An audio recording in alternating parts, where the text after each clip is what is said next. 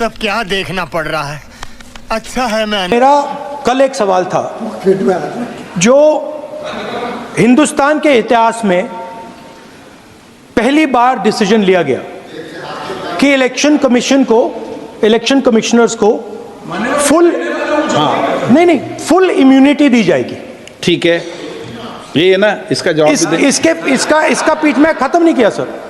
इसके पीछे जो थिंकिंग थी वो हमें सबसे पहले बताएं। ठीक है। दूसरी बात नहीं हरियाणा की जहां इनने बात की, इन्होंने एक उदाहरण लिया, वहां पर अनेक उदाहरण हैं।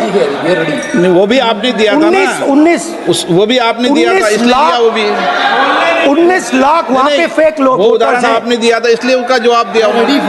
और ये भी हमें बता दीजिए, actually let us have a debate on my press conference. Let us go.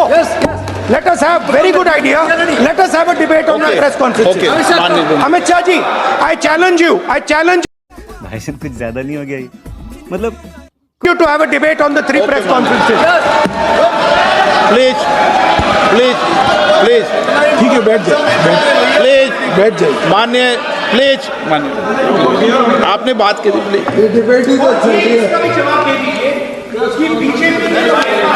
Uttar Pradesh में और हरियाणा में दोनों चुनाव में वोट कैसे दे रहे हैं? प्लीज ये भी जवाब दे दीजिए माननीय गृह मंत्री जी। मान्यवर, पहली बात मैं स्पष्ट करना चाहता हूं, मैं 30 साल से विधानसभा और संसद में जनप्रतिनिधि के रूप में चुनकर आता हूं।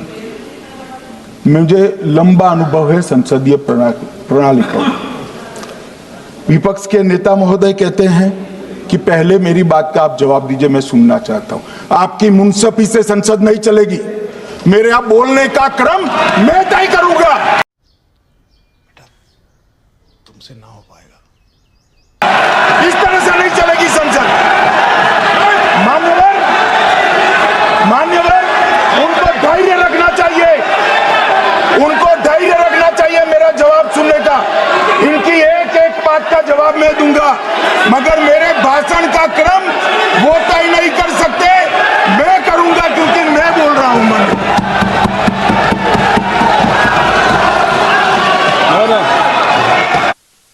एक मिनट गमन जी, क्या गलत बोला उन्होंने यही बोला, आपने जो बात उठाई है मुझे कब बोलना है मैं तय करूंगा, यही बोला ना, उसमें क्यों उत्तेजित हो रहे हो आप?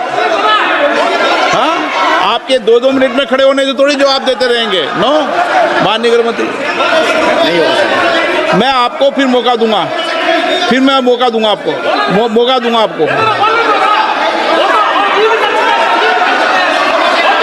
हाँ बोलिए, सर।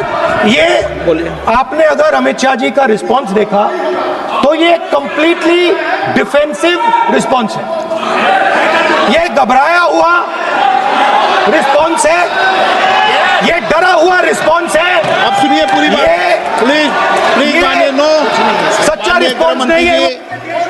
माननीय गृह मंत्री जी, मान्यवर, आपके चेहरे पर बैठो।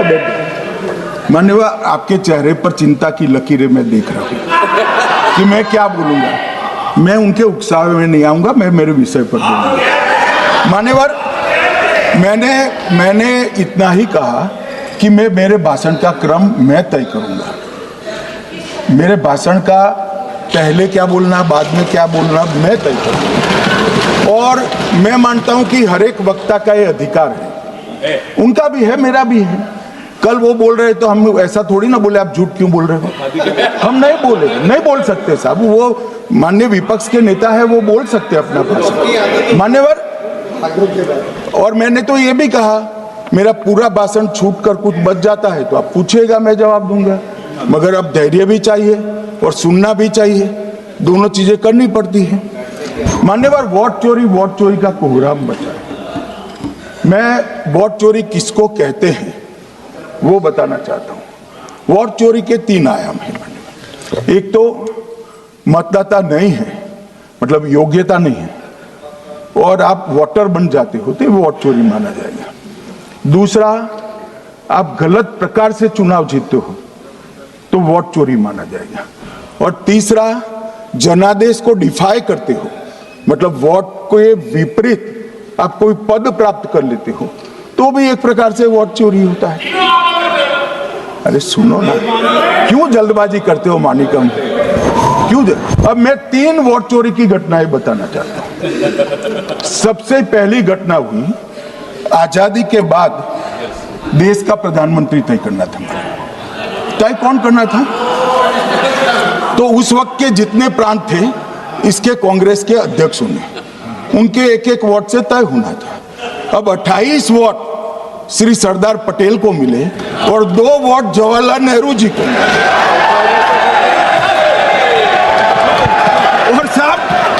और साहब प्रधानमंत्री जवाहरलाल जी बने।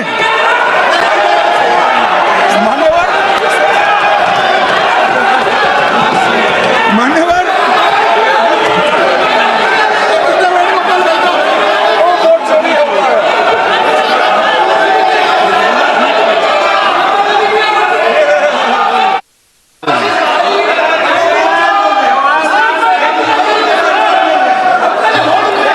प्लीज, माननीय गृह मंत्री जी, माननीय गृह मंत्री जी, प्लीज।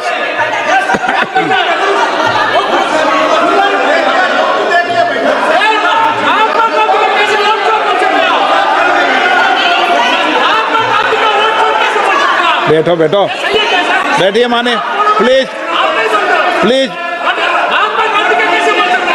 प्लीज।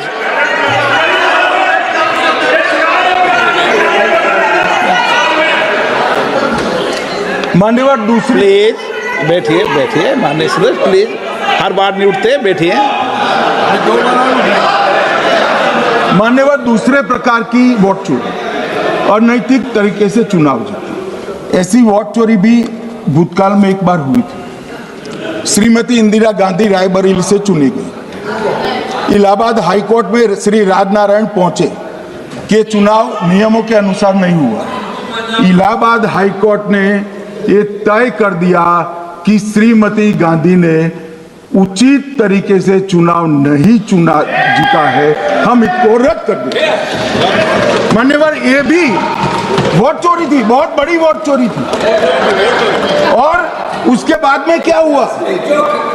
उसके बाद में क्या हुआ? उसके बाद में वो वोट चोरी को ढकने के लिए संसद में कानून लाया कि प्रधानमंत्री के खिलाफ कोई केस ही नहीं हो सकता। मैं विपक्ष के नेता को कहना चाहता हूं, इम्यूनिटी की बात आप चुनाव आयोग की पूछ रहे हैं, इसका तो मैं जवाब दूंगा, इसका मैं जवाब दूंगा इम्यूनिटी का। मगर ये इम्यूनिटी जो श्रीमती गांधी ने दी थी, इसके लिए आपका क्या कहना है? और उन्होंने तो स्वयं के लिए ले ली। उनका आरोप है। प्लीज, ऐसे नहीं चलता मान्यवर, आप जब बोले, जब 5-5 मिनट उठेंगे क्या? ये मान्यवर, उनका आरोप है। आप भी बोले, आप भी बोले, आप भी बोले। 9 गलत, 1-1 मिनट में सदस्य नहीं उठेगा ना। मान्यवर, उनका आरोप है कि सरकार ने बनाया तो लोकतंत्र ने बनाया, तो जो समय का केस था वो बताया है, आगे का तो बताया। मोदी जी को भी सब लोगों ने प्रधानमंत्री बनाया है भाई, आपकी कृपा से नहीं बने हैं। मान्यवर,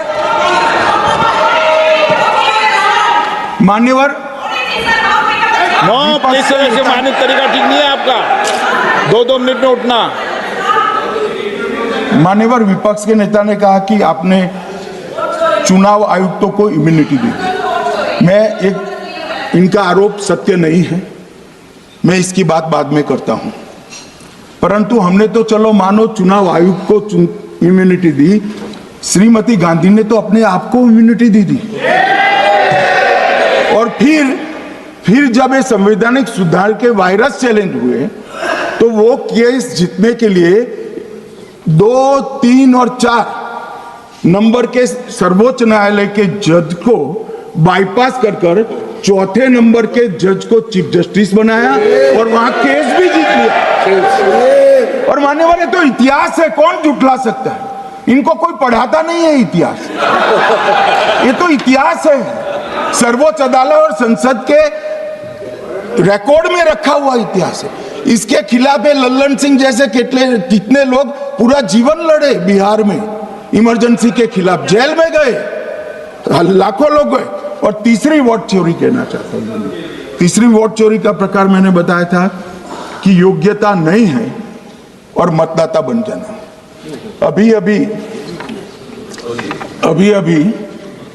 एक वाद पहुंचा है, वाद मतलब डिस्प्यूट पहुंचा है दिल्ली की सिविल अदालत में। उसमें डिस्प्यूट ये है कि सोनिया गांधी जी इस देश की नागरिक बनने से पहले मतदाता बने।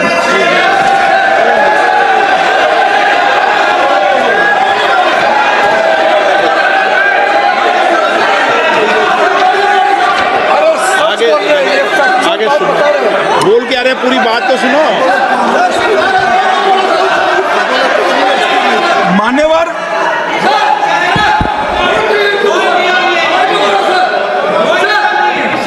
मैंने इतना ही कहा है कि अदालत में केस चल रहा है जो फैक्चुअल है। अब जवाब तो उनको अदालत में देना है, सोनिया जी ने यहां क्यों दे रहे हैं? अदालत में जवाब देना है।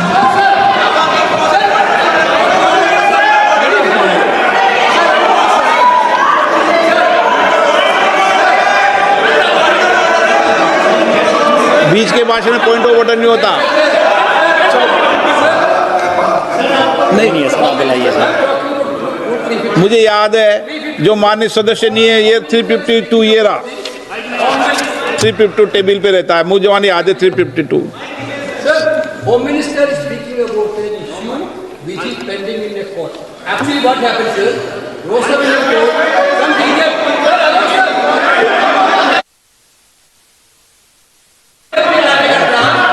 filed a case on Madam Sonia Gandhi's voting on that 80